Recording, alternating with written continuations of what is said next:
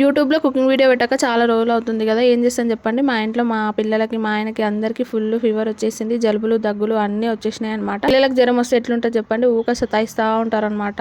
ఊక ఇంకా పిల్లలతోనే ఉండాల్సి వస్తుంది. ఇంకా జ్వరము జలుబు దగ్గు అన్నీ వచ్చినాయి అంటే ఇంకా సరిగ్గా తినాలనిపించదు కదా. ఏదో పప్పుచారు చేశానని కొద్దిగా తింటారేమో అని చెప్పేసి చేస్తున్నాను అనమాట.